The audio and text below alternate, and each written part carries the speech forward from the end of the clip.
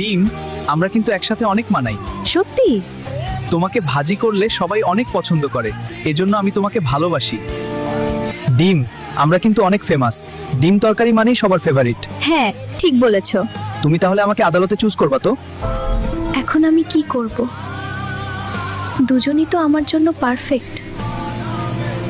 আজকের কেস ডিম কাকে চুজ করবে? ডিম তুমি কাকে চুজ করবে?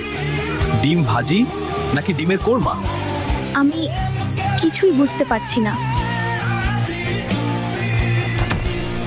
1 মিনিট। আমি থাকতে ডিম কাকে চুজ করবে? সবচেয়ে ফেমাস ডিম সিদ্ধ।